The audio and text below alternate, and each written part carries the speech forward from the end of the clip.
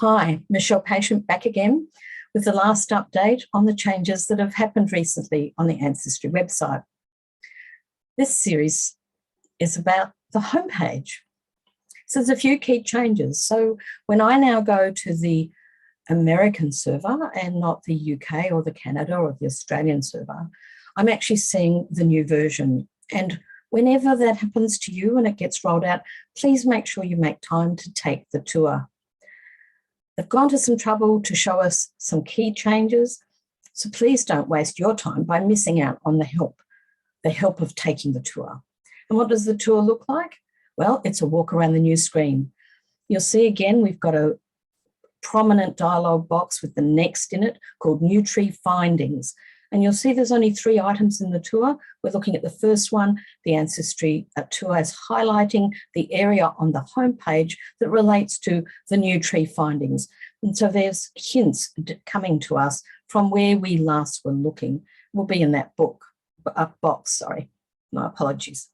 When I press next, it takes me to the second piece of tour help and shows me further down the page, just highlighting the name of the tree and how easy it is now with the drop-down menu to change between trees right there at that drop-down. And when I press the last next, I end up in the final help tour page, and it highlights my DNA matches. Now, I've marked them for privacy reasons because I don't have permission to share the information of the living people, but you'll see the faces and names of your matches in this part of the screen. But let's go back up to the top. I've done that now, and the tour has left my top of my homepage. But the great thing is I have this new area towards the top. But before I go and jump into anything new, I always suggest you scroll down and read the whole screen. So here's the top of my screen. Here's the middle of my screen, and you can see my quick links, and it says the feature is going away. I've written a blog post about that. So you are able to go and make some changes before it's too late if you like using quick links. And if I scroll all the way down, you can see there's lots of direct links down here you might not have noticed, including moving between the servers. So the databases are the same set of databases, and whatever you've subscribed for access to, you'll be able to see. But sometimes you want to see different servers. So in this case, I need to go to the American site, the .com site, to see the latest version of the website's homepage. If I click on that, there's lots of other choices. So if you need to change your quick links, come and choose one of the other servers, find the customized quick links, and I will put the link to the step-by-step process for that into the description area of this video. Going back to the top, the nice thing is right here, as I said before, I can click on this working tree and just easily select another tree. Much easier than going up to trees and mucking around. Very nice, thank you, nice and handy. The other thing is that in my DNA area, that's where this feature is going away. So let's click on that and see what they really mean by this. And if I actually read the whole screen, it says quick links will soon retire, which means you won't be able to add new links. However, your existing links will still be available. So now's your time to go and add the ones you might want to add. And here's sort of the examples. I've summarized them by country and location. If I go further down, I've even added the Ancestry contact page, so it's easy to just click on it and find the right phone number. Now I move about a lot, so I need to know what the local numbers are for Australia and New Zealand and the UK, and when I'm in the US and Canada. So all those places are important to me. And sometimes I want to drill into a particular data set and do the research there rather than a top-level global search. So I really do use this a lot. Back at that homepage again, so what else is going to happen and change here? What happens if I click on William J Nolan? Well, if I click on him right at the top in the middle, because he was the bloke I was working on last, I'll see it's easy access to the hints, and really nothing much has changed except his icon now has the new version of the default. If you don't like it, upload an image of your own. But the search tools are all up here, they're all the same, and you'll notice I've got a tick next to the show research tools. That's because I like to have access to all those research tools all the time, and you'll see them as a white line under William John Nolan, where his birth date and death date is, and the tags and notes are. You'll see right along the bottom there, all the easy tools are handy. And notice the help at the bottom, there's the tutorials about using the tree part of the service at Ancestry.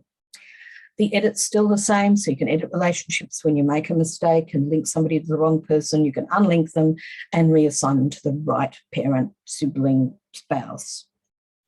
You can also change them to adoptees, and there's quite a few relationships you can set there. Back here at the main profile on William John, this is the place I like the most, is being able to use these tools. The notes are important to include information when you're thinking about your research. So when you click on that view notes, the notes are only visible to you. See the fine print down the bottom right? Notes can only be seen by you.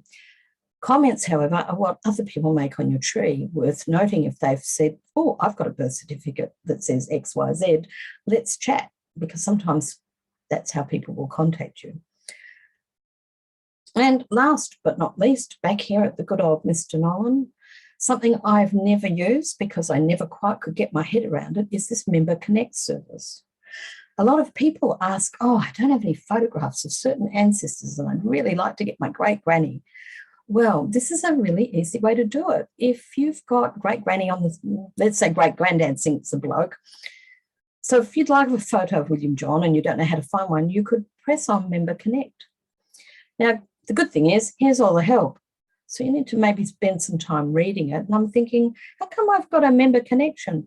It's because I saved to tree some of the information about him from another tree site because of the DNA work I was doing on this particular lineage.